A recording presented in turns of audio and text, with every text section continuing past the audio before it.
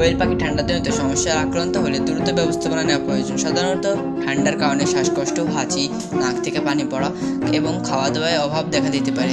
ঠান্ডার সমস্যায় ব্যবহৃত কিছু সাধারণ ঔষধ হলো ডক্সিসাইক্লিন এবং টাইলোসিন। এই দুটি পানির সঙ্গে মিশিয়ে খাওয়াতে হয়। রোজ পাখির ওজন এবং অবস্থার উপর ভিত্তি করে নির্ভর করা হয়। প্রাকৃতিক প্রতিকার: গরম পরিবেশ নিশ্চিত করা। ঠান্ডা থেকে রক্ষা করতে পাখিদের খাঁচার আশেপাশে গরম পরিবেশ নিশ্চিত করা। গরম পানির মধ্যে সামান্য আদা বা রসুনের রস মিশিয়ে খাওয়ানো যেতে পারে। বাষ্প: পাখিদের নিকটে গরম পানির বাষ্প দিয়ে শ্বাসযন্ত্র পরিষ্কার রাখা যেতে পারে।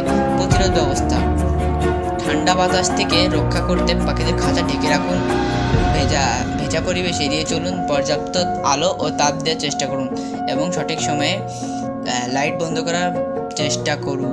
ঔষধ ব্যবহারের আগে পশু চিকিৎসকের পরামর্শ নেওয়া অত্যন্ত গুরুত্বপূর্ণ। অতিরিক্ত ডোজ বা ভুল ঔষধ পাখির জন্য ক্ষতিকর হতে পারে।